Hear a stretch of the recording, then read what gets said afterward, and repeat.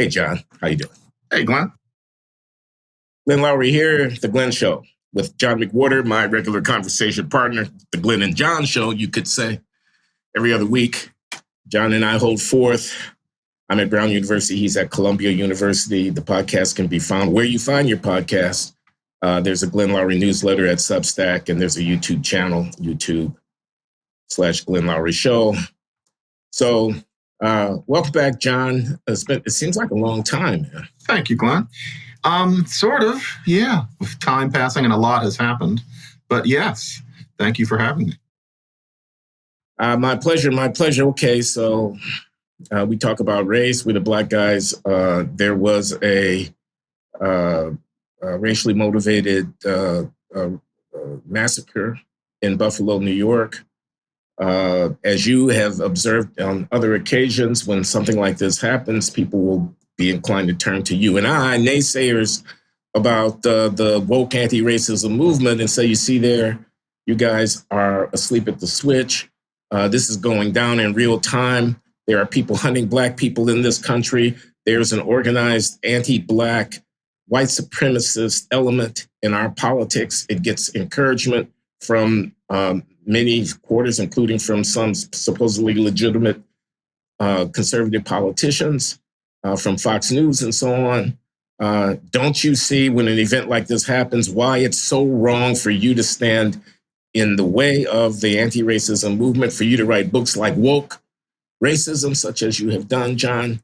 Are they right? Yeah, it's one of those things.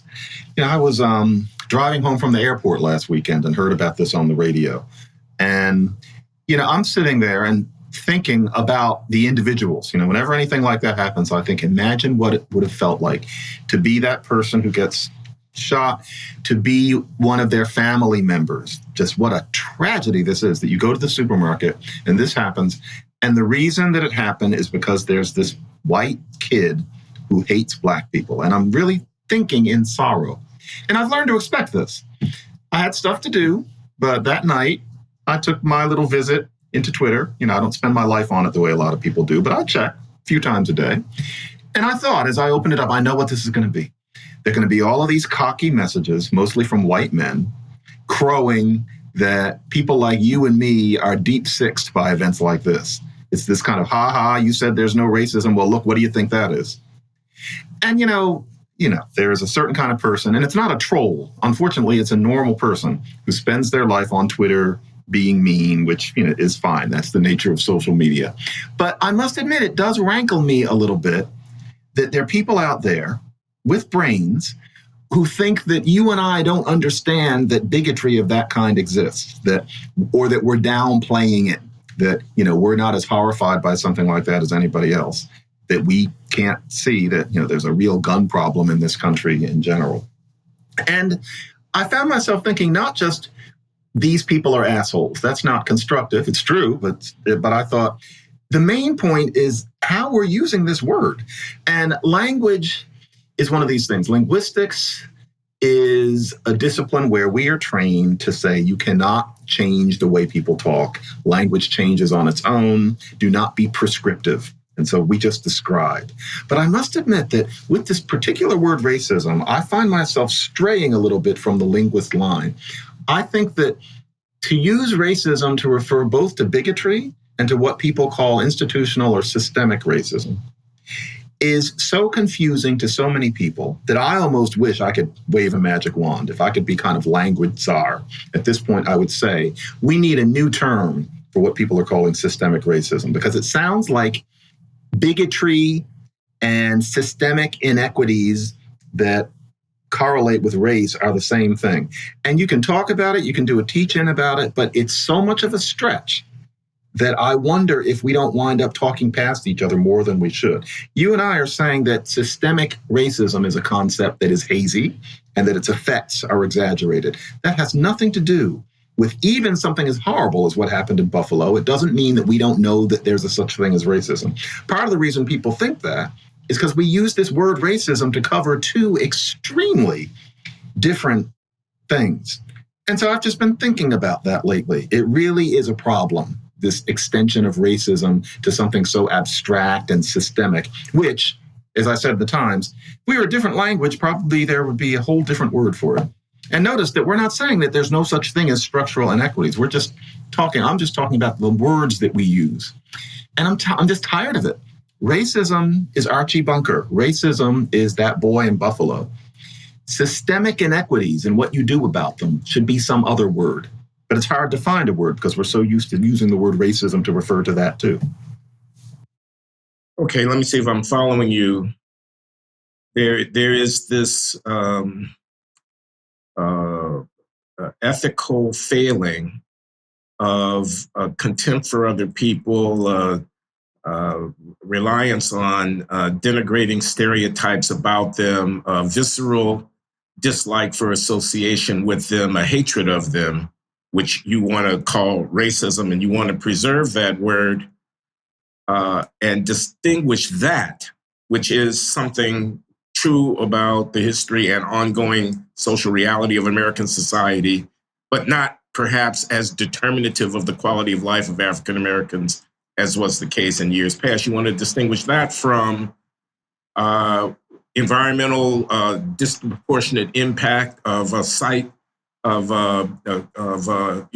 chemical, something that happens to be near a poor community because the land is cheap.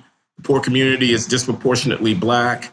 Therefore, Blacks are disproportionately adversely affected by the environmental impact. But it's not as if somebody sat down and said, let's go after Black people and do something to them. And there's like a gazillion things that are like that. If New Orleans floods, it's the low-lying areas that are going to be flooded. If there's a pandemic that hits us, it's the vulnerable communities that are more likely to suffer the morbidity and mortality hit from the pandemic. If there's a test for who gets into the high school and some households are disadvantaged with respect to preparing their kids to take the test, et cetera, this is not the same thing as that other thing.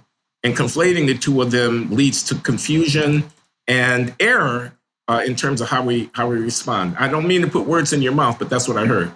That was your usual beautiful job. And yes, exactly. There is no agency, as some sophisticated people might put it, in what you just described. There is a disproportionate impact, but the idea that that means that society is racist, that's an interesting stretch. It's something you can imagine an artist trying to get across. It's something you imagine philosophers would discuss. But the idea that that's the way we ordinary people are going to talk about these things means that you and I say solutions to the sorts of problems you just described, such as not enough Black kids in the school that requires a test. And there are going to be solutions to it. That solutions to it are not going to be about, for example, getting rid of people like that kid in Buffalo or changing hostile racist attitudes. There's a difference. Now, of course, there's going to be some sort of nexus. There's going to be some sort of bleed in that you might say, white people don't care enough about Black people to make sure this doesn't happen. Okay, but that's too much of a stretch to justify calling both of those things racism. It is not racism that keeps a certain amount of Black kids in New York City from Stuyvesant High School, not in any sense that anybody would have recognized in the way the word was used 70 years ago. And I don't think that we've advanced on that. And it also means that viscerally, you think of a racist and you think, well, that's a terrible person, like the kid in Buffalo. Then we talk about something called systemic racism, and it puts your same fist up in the air. Society is racist, and you're thinking in part about white people who don't care enough. But the thing is, the white people in question can't do anything about it. You're thinking about white people walking around at a mall. They can't fix this, and yet you're supposed to have your fist up angry at them. That's not progressive. And so I just really wish that we would just call it, race-based inequities or something like this. I've kind of scooted around on this in various things I've written over the past 5 years. I've never settled on anything, but I'm almost ready to stop saying systemic racism, institutional racism, and saying that those terms should be avoided. But there better be something really solid to replace them. So, well, now I'm a little confused, John, because if I recall correctly, the last time we discussed the voter ID issue and the Jim Crow 2.0, as President Biden put it, about the Georgia law and so forth and so on, you were saying that Was I correct in remembering now? Am I correct in remembering? You were saying that the Republicans were racist in promoting such laws. So, no. Because it doesn't seem to fit your strict definition of racism that you're proposing right now. No. Actually, I've always said, and maybe that's what it sounded like then. And I seem to have, out of the corner of my eye, I've noticed a lot of negative feedback I got from that episode. And I meant that it is not necessarily racist. It's nakedly pragmatic in a way that suggests that those people don't weight race issues as heavily as many other people. Okay. But no, it's not racism. It's not Jim Crow. It's mean. And there's a difference, although a lot of people don't see it. Okay. Did you hear President Biden's remarks when he went to Buffalo and spoke in comforting and condolences and consolation of the families? Yeah, I read them. Yeah. Do you think that he and the Democrats more broadly are, how do I want to put this, exploiting the opportunity which this terrible tragedy presents to discredit their political opponents by tacitly associating them with the heinous act of the killer? There's a piece by Glenn Greenwald that he puts out at his Substack that I read. I don't know if you saw it, but he excoriates not only the politicians, but also the media for quickly going from the act of this murderous, racist nut who slaughtered those people in that market in Buffalo to the politics of the right wing of the Republican Party who are concerned about immigration. This is Tucker Carlson, who worry that, what do they call it, replacement theory, that the Democrats are trying to replace, Jews will not replace us, you will not replace us, this kind of racism. I think you would agree, this is racism. And to use this incident to draw a line between those two. I mean, Glenn, I'll stop, but I just want to get this question on the table. Are the Dems exploiting? I'm asking you. Greenwald seems to think so, and he recalls the shooting of Congressman Steve Scalise in 2017, shortly after Trump was inaugurated, by a very ardent Democrat who listened to Rachel Maddow every night and was all excited about how terrible it was that Trump was in office and Republicans were bad people. And he goes out, shoots up a bunch of guys playing on a baseball game out in the park, and within an inch of his life, in the case of Scalise, he's wounded. Some police officers were killed by this guy at the site. And Greenwald just wants to make the point. You could have said the rhetoric of the Democrats motivated the rhetoric, the anti-Trump, Trump is a traitor rhetoric of Rachel Maddow motivated this guy. But no one did say that. No one blamed Democrats for this nut. Why are you blaming Tucker Carlson, who stridently denounces the open border, quote unquote, policies as he sees it of the Democrats, and worries about the consequence of unlimited immigration across the southern border, changing the demographic composition of the country in such a way as to promote the liberals' political ambitions? They blame Tucker Carlson indirectly for this, et cetera. I'll stop. You see what I'm trying to say? I thought it was a very clever point about the Scalise incident. And I think that what it comes down to is just frequency. If we were seeing a large number of, woolly-headed, I don't mean woolly in terms of hair, but crazy, left-wing people, shooting up places because they've been watching Rachel Maddow, I think people would start saying that MSNBC has some blood on its hands. But instead, that's the only such incident that most of us can think of. I've often wondered why that sort of thing didn't happen more. I don't want to put out any kind of model for it, but wouldn't you expect there would be more young black men pulling things like that? But luckily they don't. And instead, I think it would be safe to say that it's usually from the right. It's usually people who have been watching Tucker Carlson or reading the equivalent who pull these sorts of things, the manifestos that you find online, et cetera. So I think that's why nobody said anything about Rachel Maddow. If that happened 6 times in a year, people would start talking about how Chris Hayes and Rachel Maddow need to quiet down. But there seems to be a right-wing problem here. But God, this is delicate. I want to ask you something. Yeah. Did you read the Times' piece on Mr. Carlson a couple weeks ago? And I heard about it and I read part of it. I'm not sure I read every word of it. It was very long and extensive. no, nobody read every word. The Times was very thorough because they had to be. They had to get it all in. But yeah, it was not designed to be read. But we all saw that. And how do you and I differed after the racial reckoning. And we had a whole conversation about this in terms of who we would appear with. You appeared with him. I did. As in traveling to that place where he lives, et cetera.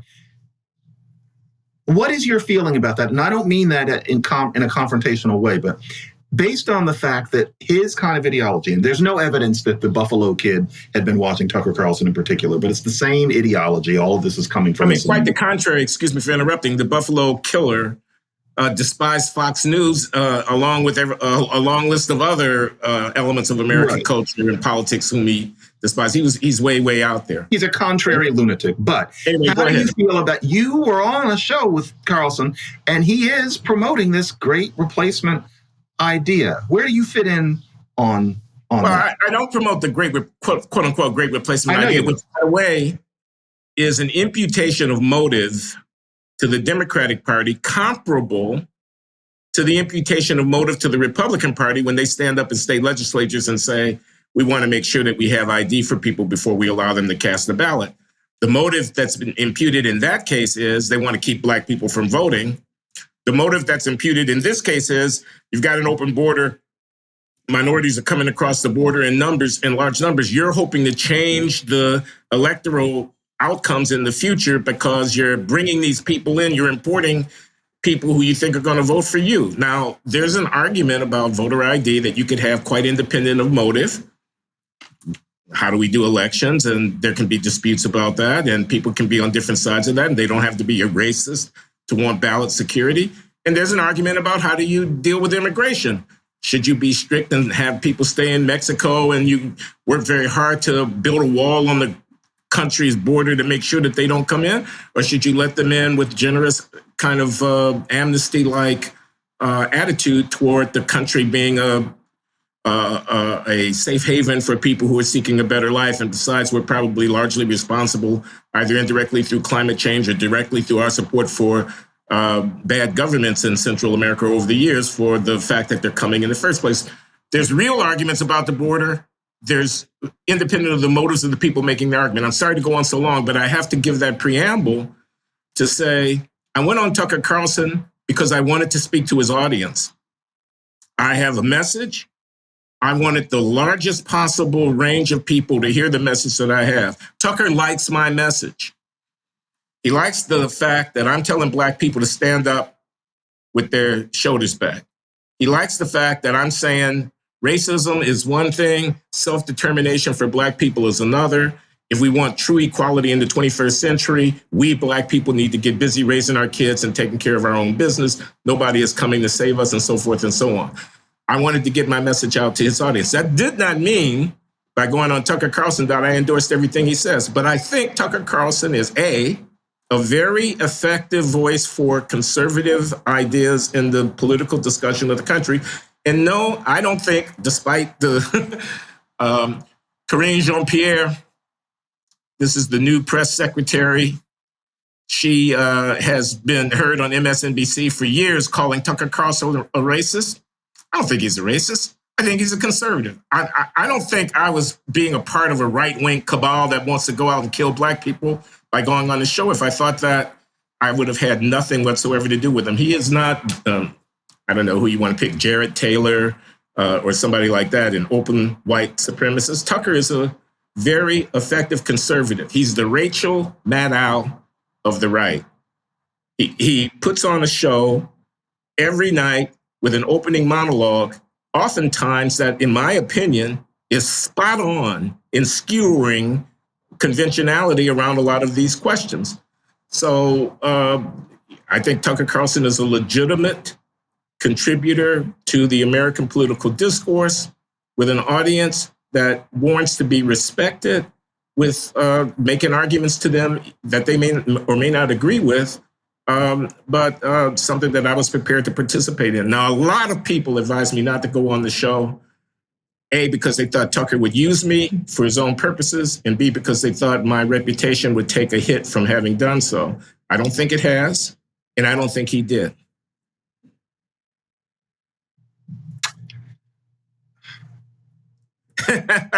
I'm sorry, John. No, I get all that. I'm uncomfortable in this era of our technology and our social media with when someone like him goes from being an intelligent conservative, which is what he is at heart, to being an entertainer and keeping the numbers up, especially from his side of the aisle, because what he's doing, and I'm going to sound like someone else in general, but he's being Father Coughlin. And notice, I'm not saying Hitler, but he's being this kind of person who stirs up actual racism, bigotry, prejudice. For example, the Great Replacement idea has him claiming that these liberals want these people to come in and swamp the Andy Hardy, Wonder Bread, real Americans. And of course, no one wants that.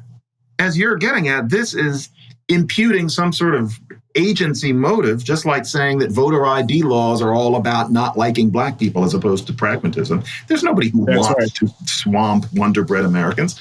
And so, yes, you might have questions about immigration law at this point, although sometimes I do wonder why a lot of these people are talking about it as if the whole situation hasn't changed vastly from what it was, say, 10 years ago. But that's another issue. But Carlson, in keeping people entertained, and I imagine part of this is having to have something to say every night, is saying the sorts of things which 9 out of 10 listeners will hear and start thinking of this horde of dirty Latinos. That's the implication of it. Of course, he doesn't put it that way quite, but he's making people not like, and maybe not every Latino, but he's making people dislike a crowd of folks. And he's too smart to not feel some sense of remorse, I would think, in doing that. And it ends up being this whole world where people say, to an extent, we're entertainers as opposed to scholars. But when you're entertaining about that, aren't you, and this is separate from you having appeared on the show, but doesn't that revolt you somewhat, what someone like him is doing? And I knew him somewhat 20 years ago. I've seen his evolution. I just feel that it's irresponsible to talk that way about these things. God, I sound like James Clyburn all of a sudden, but he's stirring actual bigotry up, you know? Well, no, I don't agree with you about that. I think there's no doubt that some of what you said is true. That is to say, there are some people who tune into his program and become, angrier and more racist from having listened to his very effective diatribes that he starts off with, look what the Dems are doing now, look what the Dems are doing now. I don't doubt that that's true, just as if a person turns to MSNBC and hears Al Sharpton or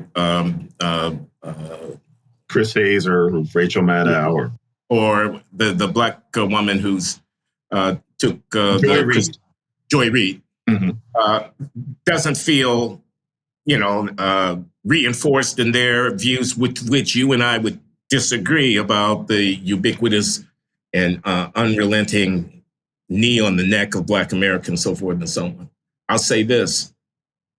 The replacement theory, such as you described it, white bread is going to be overtaken by, the taco,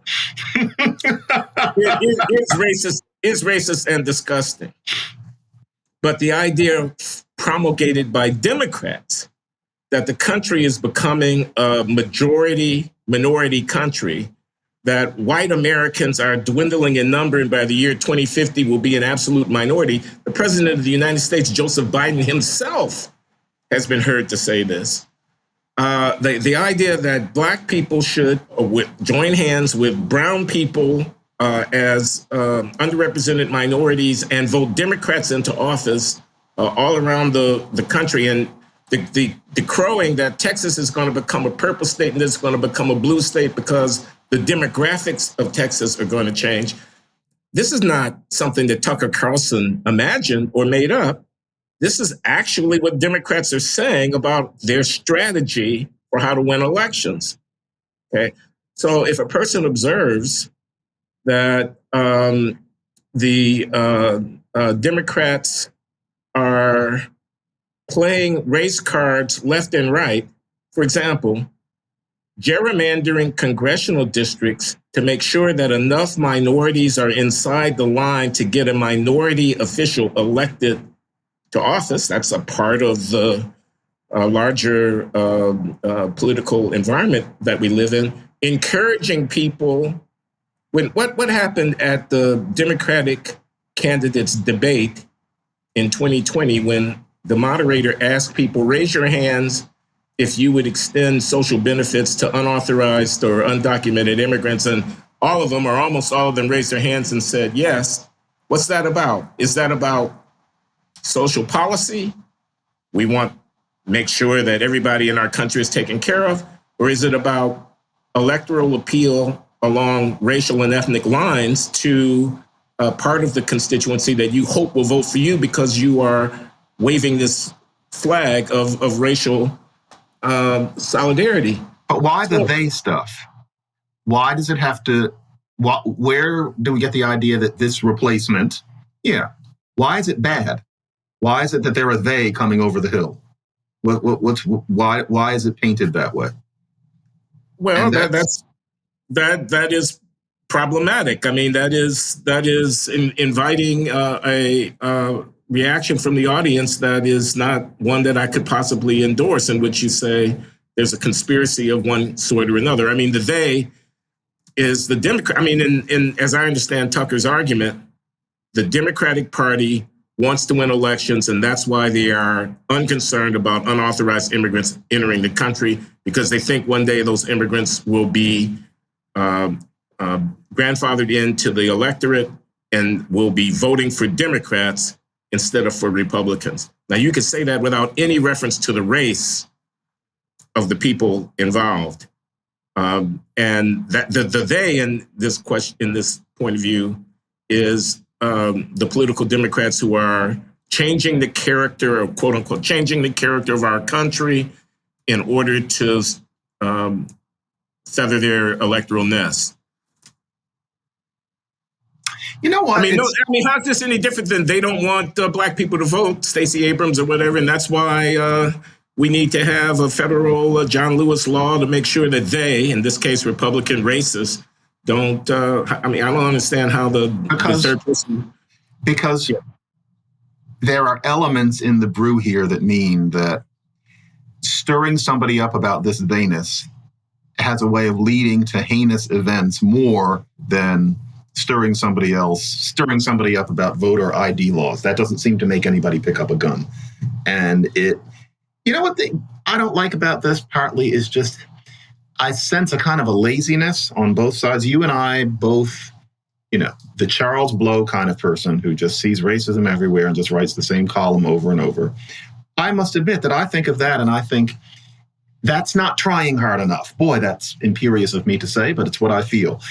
If you have a pulpit, if you only see that one thing, and you are a person with 2 eyes and 2 ears and an education and a soul, is that all? I get impatient with that. And with this Carlsonian business, and this is a lot of the people at Fox, I find it's lazy, and I hate to say this because I really don't believe in the sellout, but is it really that it makes a lot of money? I mean, for example, you and I could do something.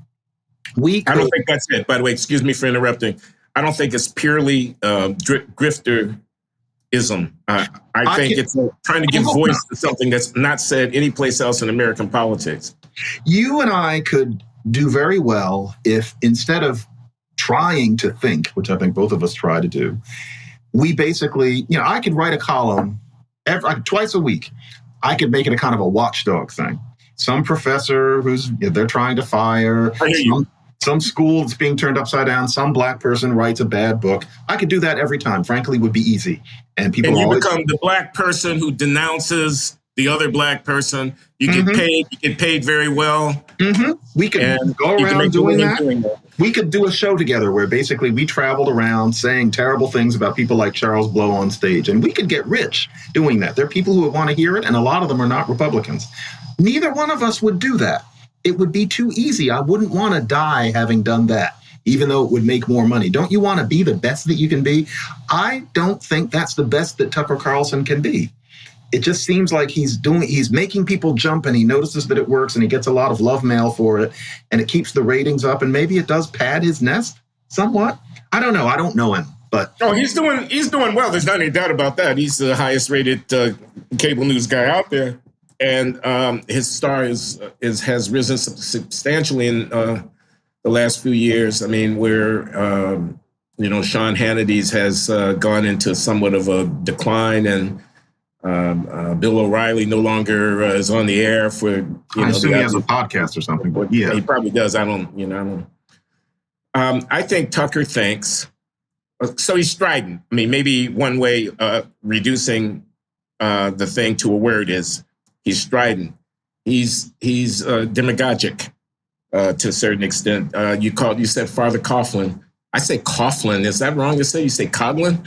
I think I heard somebody say it that way recently. I used to think Coughlin too, but who was a radio personality back in the 30s when Hitler's rise to power and whatnot, and is a kind of fomenting of fascism and fascistic sentiments. And I'm reluctant to. I see why people would say that about Tucker. I think that's a bad rap. I think he thinks he's saving the country. I think he thinks he's taking up issues that no one else will take up. Let me give an example. Summer of 2020, George Floyd riots. Yes, there were protests. There were also riots.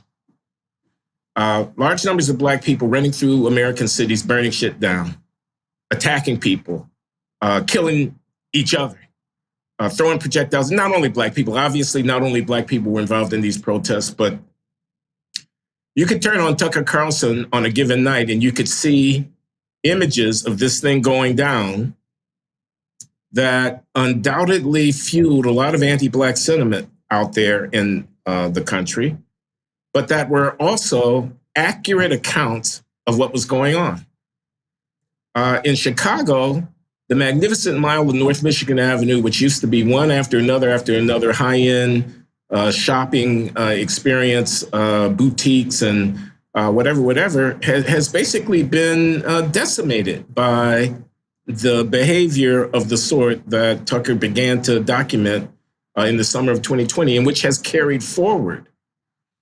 So is that not supposed to be reported on? If there's an understanding that the guy who drove that SUV into a crowd in Waukesha, Wisconsin, was motivated by anti-white racial animus, but there's a kind of blanket in terms of the respectable coverage of the event that de-emphasizes that aspect of it. And Tucker decides, well, I'm going to shout from the rooftops the fact that a Black guy drove an SUV into dancing grannies and mowed them down.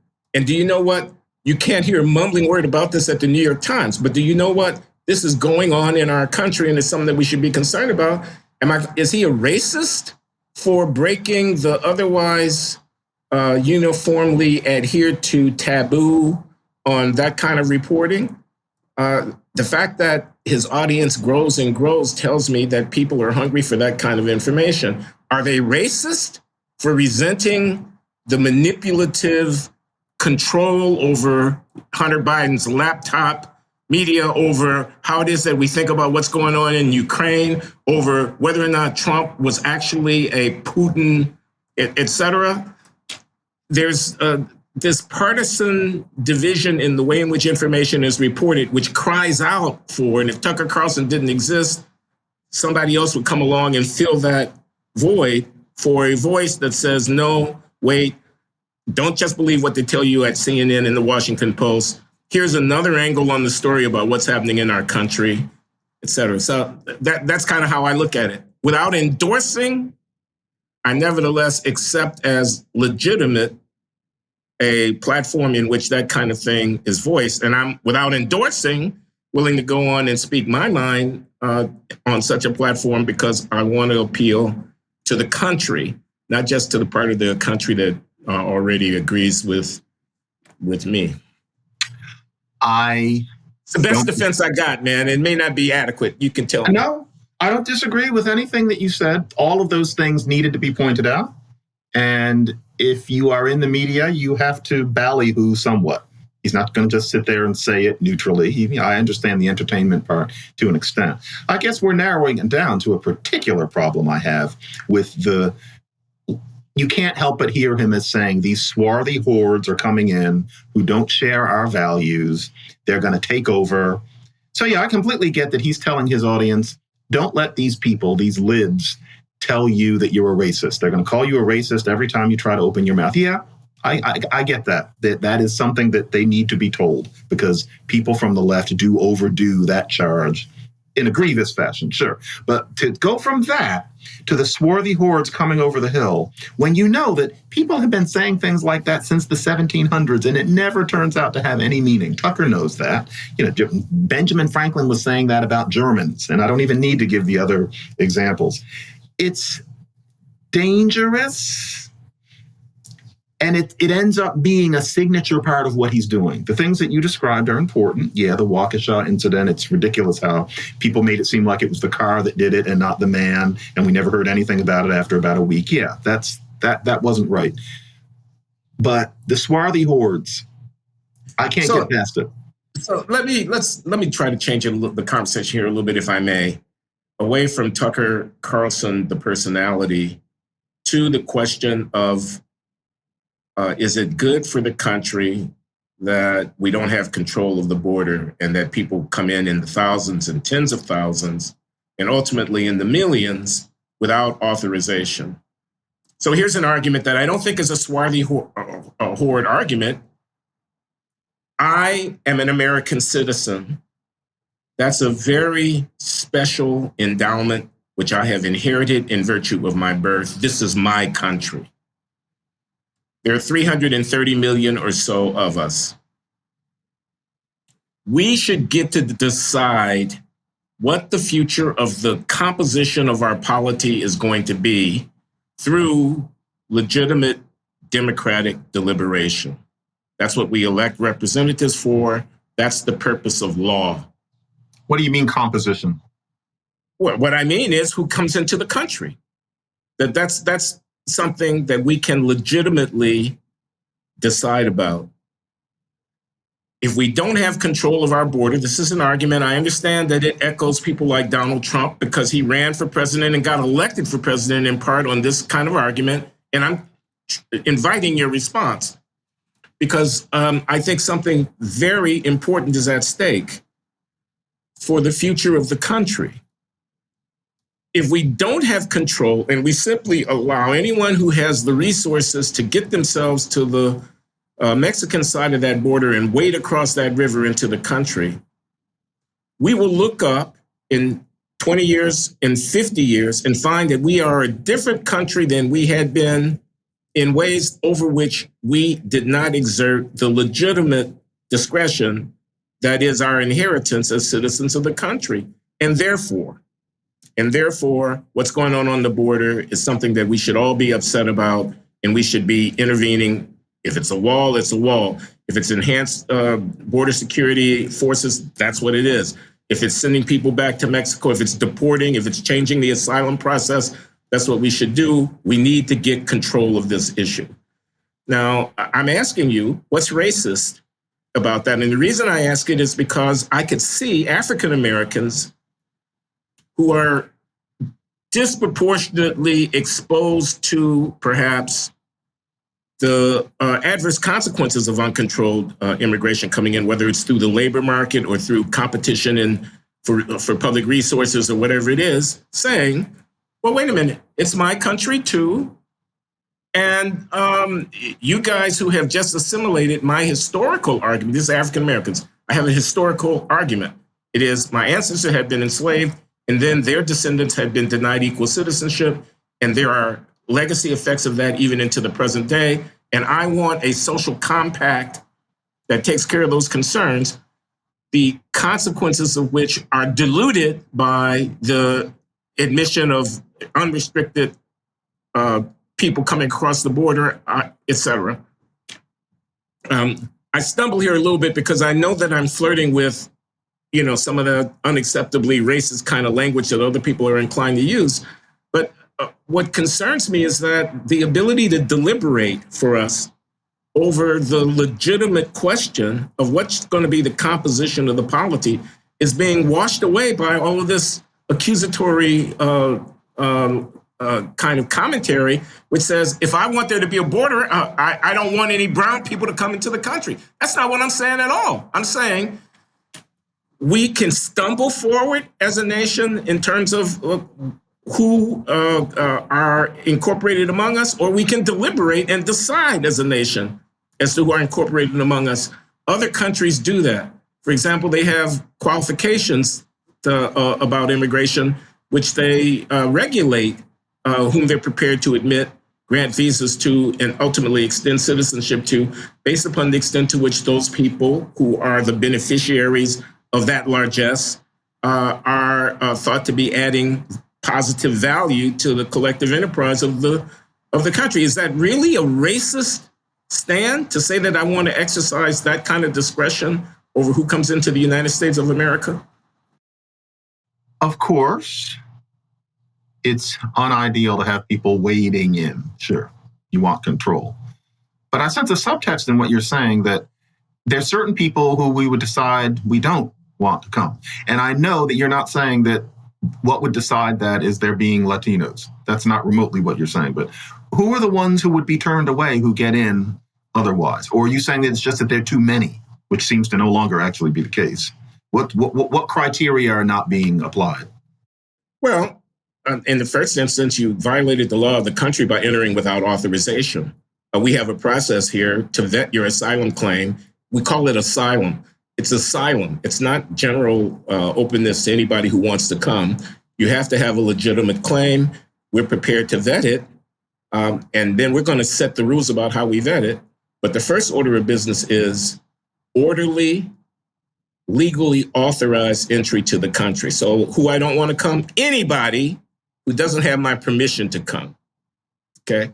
Beyond that, if you were to ask me, and there are more people who want to come than there are, quote unquote, places for them to come, and we have to decide how many places we want to make available for people to come, I would say people who are going to come and be a dependent on the rest of us for their support are less desirable than people who want to come and who are going to start businesses or bring skills or things of this kind. So I'm, for one, this is not asylum. I'm not talking about asylum now. I'm talking about discretionary admission of people who are not legitimately claiming to be seeking asylum, which claims will be vetted in our courts according to our rules. I'm talking about other people who want to come into the country, but are petitioning for permission to do so. And yeah, I don't see any reason why I can't distinguish amongst them based upon what it is I think they're going to add to the net social benefit of the rest of the society. Now, don't you think that it would be more citizenly for certain highly influential media hosts to say something like this in perhaps punchier, more accessible language than to depict these people as swarthy hordes who are trying to push their way in, if they can just break down the dam, and they're going to change the nature of our country because, and the implication is clear, they speak Spanish and they have different food, and there's always this overhanging sense that they don't really want to work, that there's something wrong with them, that they're not what we real Americans are. Is that necessary? Because that's not what you're saying. No, Yeah. that, of course, is not what I'm saying. They're speaking Spanish or having different food is completely irrelevant. Now, what did Donald Trump say when he came down the escalator? Mexico is not sending us our best. They're sending murderers and rapists and drug dealers. And I assume some are good people, something words to that effect. That's not what I'm saying. I am not categorically imputing drug dealership or whatever. But if you turn to Fox News, you will see, amongst other things, a litany of reports about people who have entered the country, committed crimes, been deported, and then come back into the country by walking across the border and committed more crimes. That actually does happen. I don't want those people in my country. I'm not saying that they are all or even most or even a significant minority of the people who are coming across, but I'm saying there are such people. and I don't want them in my country. That there's a little sideline on that, and I almost hate to say it, but it needs to be said. The good word now is that Trump called Mexicans rapists. That has always been a willful misinterpretation of what he said. He said they send us the rapists among them, and I think it's a reasonable assumption that he thinks that they're rapists among all nations and people. The idea that what he said is that to be Mexican is to be a rapist is an athletic interpretation of what he said, that Agreed. People seem to almost enjoy lobbing around. I don't think anybody actually heard it that way, or if they did, we need to listen to each other more closely, even when it means listening to Donald Trump. They're rapists. He didn't mean that all Mexicans are rapists. I always found that to be a lapse, but still. Yeah, I understand completely what you're saying. I don't know how many of these criminals have come in. I mean, is it static? Is it just the occasional tail? Or is it a significant percentage? I don't know. And yes, it's not right that the second you have anything to say about immigration except let them in, you're a bigot. That's the same sloppy reasoning that creates people thinking that Donald Trump stood there on that escalator and called Mexicans rapists. But still, I sense a lack of civic responsibility in the way some people talk about these things, where people like this Buffalo guy can hear. Again, he didn't happen to listen to Tucker Carlson in particular, but that whole way of discussing things, 4chan, etc. I don't know. It worries me. But let's talk about something else. What else is on your mind these days? Well, for example, you got the Bradley. How's that? The Bradley Prize. And I'm sorry, I don't remember the gentleman's name. He's a Chinese anti-communist dissident who has escaped from communist China and come to the United States. Oh gosh, I wish. Ai Weiwei. Yeah, that's I think that is it, and I apologize. I apologize for not remembering his name. And Wilfred McClay, who's a historian at Hillsdale College now, a conservative, and myself were the recipients of the 2022 Bradley Prize, a prize that honors outstanding contributions to American exceptionalism, quote unquote. That's how they frame it. The Bradley Foundation, it's based in Milwaukee. It's a conservative foundation. There's a $250,000 cash award, unrestricted, that comes along with the prize. Thank you very much, Bradley Foundation. Appreciate that. I really do. There was a big gala at the National Building Museum in Washington, D.C., which is a magnificent structure with like 60-foot ceilings and, Greco-Roman columns and, just gorgeous, a gorgeous place. It was a well-produced confab. If you go to the Bradley Foundation website, you can find some video clips of the award presentation ceremony, including the speeches that were given by the recipients. I gave a speech called "Why Does Racial Inequality Persist?" And I talked about the stuff that I talked about. Stay tuned, followers of the Glenn Show, because we're going to put up some video content from that event. I was feted as one of the recipients. You get a medal. I'm in my tuxedo. I don't wear a tuxedo every day or even every week or even every year. So it was an interesting experience. My daughter, Tamara Elaine Chrysler, and her daughter, Faith Noel Chrysler, were present to give some family support. A little video clip introducing my speech. I don't know, maybe it was 3 minutes or so of biography with photographs of Glenn Loury, born on the south side of Chicago, educated at Northwestern University and at MIT, professor at Harvard and at the University of Michigan and so forth, and author of the whatever they kind of introduced me and my family, my late wife and life partner until she passed away in 2011, Linda Dr. Linda Datcher Lowry was remembered. A booklet was printed up in which there were little essays of thanks, and I gave a tribute to my father, my late father, Everett Loury, to my mentor, my late colleague, Thomas Schelling, and to my wife and life partner and mother of our two sons, Linda, in the booklet. I received congratulatory gestures from the 400 guests who were invited by the Bradley Foundation to this gala. And I was impaired, actually. My back pain got so bad that I needed a wheelchair to take me around at the reception. So I was pretty stationary, but yeah, people came over, many people, dozens and dozens of people to our table. At one point, my granddaughter, Faith, asked me, "Poppy, aren't you getting tired of people congratulating you? Because I'm getting tired, because I'm getting tired for you of the handshakes and the whatnot." So it was, it was a wonderful experience for your humble servant here. And everybody was celebrating my life's work, a little bit like that Festschrift conference back here at Brown that you attended a few weeks before. Very interesting. That must have been extremely gratifying. So it's a contrast. Yeah, go ahead. I was going to say it's that kind of treatment when it happens is, I think of the contrast that you get when you encounter other kinds of people. Like I actually, I did a Times column, I think it's the last one, where I talk about giving a talk at a bookstore. And this is about 20 years ago. I am pretty sure that the bookstore was Politics and Prose in DC. I didn't say this in the Times.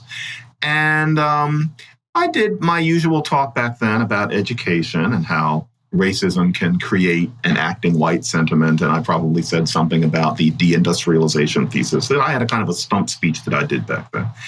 And a white woman, bookstore clerk, came up to me. If you were going to cast her as an actress, it's Diane Keaton and let's say Diane Keaton and Mary Steenburgen, an actress who I've always liked. They have a love child.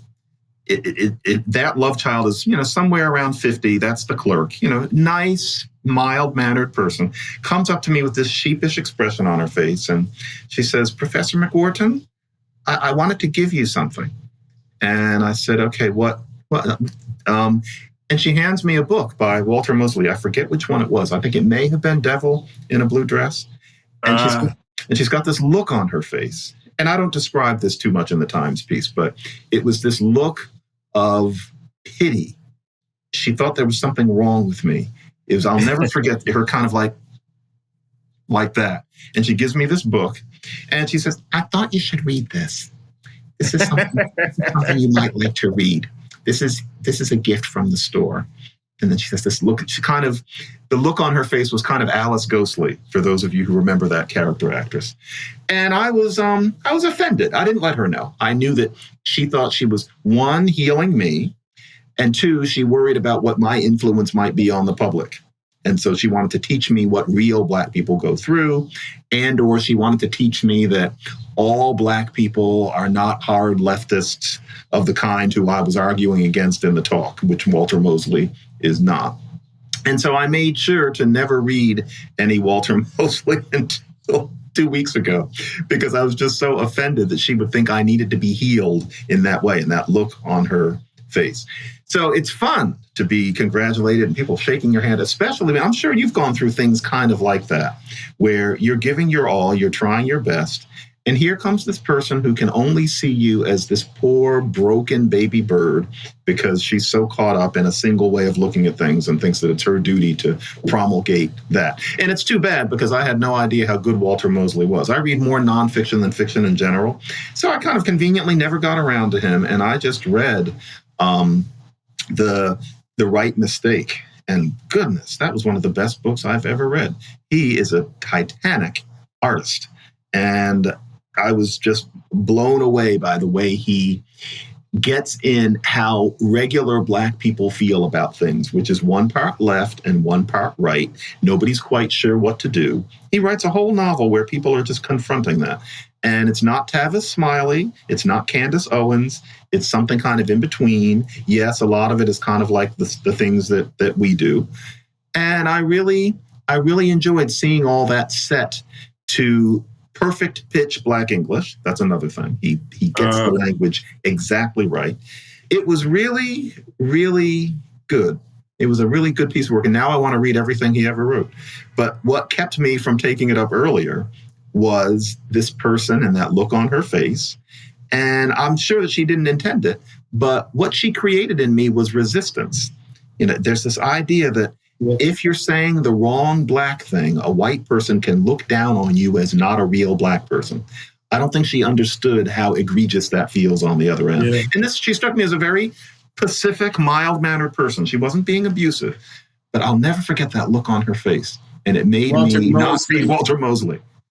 Devil in a Blue Dress is the one that I've read and that I know it was made into a film. Easy Rollins is his film noir, Black private investigator type guy who's bouncing around L.A.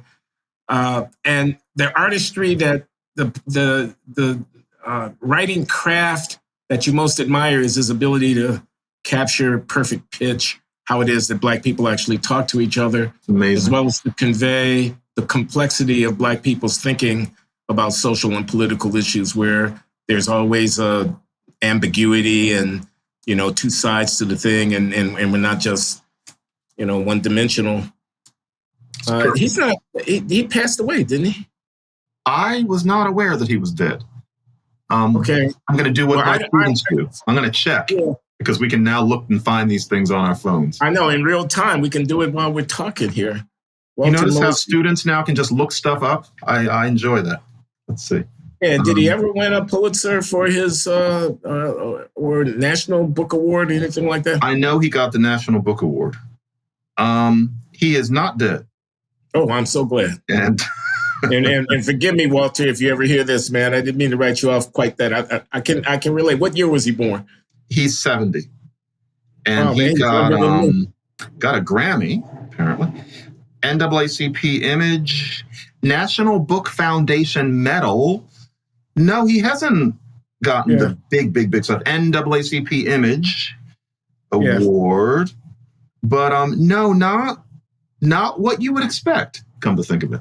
It's not right. He should get more. Yeah. Maybe he's got some time for that. Mm-hmm. Okay, John, what do you say we call it a conversation here? I think we're done for today. Yeah, I think we're done for today. What did you think of Buffalo? Right quick. What did it make you think? I thought it was horrific. I mean, without any question, I thought it was horrific. Let's just face the facts. Nuts get guns and they shoot up places. That's going on much too often in America, and it's a deep issue. You can talk about the guns. It's a big debate, Second Amendment, et cetera, et cetera. We're going to be fighting that one for a while. Assault weapons ban, background checks, and so forth and so on. I'm for sensible gun regulation. I'm not an extremist about that. On the other hand, you do have the Second Amendment, and it's a big political issue. Mental health, I think I was intrigued by the subterranean political tug of war going on around the mental health dimension of this issue. I mean, clearly that dude had some issues that were being signaled loudly by his behavior prior to what he did. And somehow, quote unquote, the system of mental health service delivery and regulation of people who exhibit these kinds of pathological deformity of their thinking failed. Now, some conservatives wanted to say, in order to quell the tendency to impugn the white supremacy ideology with the blood on the hands of the killer here, and wanting to associate it to, they say, no, it's a mental health issue. Some progressives wanted to downplay the mental health issue because they wanted to be able to talk, as the president did, about gun control and about white supremacy. So the real issue, how do we actually minimize the likelihood that this will happen again, to some degree was captive to the political tug of war about how an incident like this can be used either to attack my political enemy or how I have to defend myself against such an attack in the way in which I respond. And that really did strike me. I want to just say one further thing. You said the frequency of incidents should gauge the extent to which we emphasize the ideological motivation for such incidents, and that you think the right-wing killing is more frequent than the left-wing killing, if I can put it that way. And therefore, we should be more concerned about whether or not ideology espoused by a Tucker Carlson leaks out into some deranged mind and leads to violence than we would be an ideology espoused by a Rachel Maddow or Joy Reid leaks out and does the same. And I just don't know whether or not the claim, the empirical claim, right-wing violence is more frequent, is true. Whether or not the shooter in Buffalo and the shooter in Charleston, South Carolina, Dylan Roof, are happening more often. These are racially motivated, violent acts that take people's lives than cops that are shot in Dallas by a guy motivated by Black Lives Matter type rhetoric or whatever. I just don't know whether it's true. It's something that should be investigated. And more to the point, just in closing, one, is it true? And if it is true, which I suspect it is, then to really be able to pronounce upon it, we would have to explain why. Why is it that it's more likely to come from the right if it is? And so I know I'm flying a little blind here, but I am moved by the fact that the Dylan Roof seems much more likely than whoever it was who shot Scalise. There's something about being a young male. Maybe it has something to do with the fact that what's coming from the right wing urges you to go after people who are perceived as inferior. Whereas what a Rachel Maddow might be saying is the scourge is somebody who has a gun or somebody who is not an inferior in that sense. I'm just guessing that it might have something to do with that kind of dynamic. But yeah, it's a rich issue. All right. Well, I don't know about you, but I'm feeling that I gave my detractors a lot of ammunition in this conversation. And I fault you for that, John, for asking the wrong questions. I'm sorry, but I had to this time. All right. Until we meet again in 2 weeks, thanks for everything. Have a good one, Glenn. Hi, it's Glenn. This is an addendum to the post with John McWhorter, in which I could not recall the name of Chen Guangjin, who is the Chinese dissident recipient of a 2022 Bradley Prize. So I'd like you to amend the post with me apologizing for not recalling how to pronounce his name. Chen Guangjin. Thank you.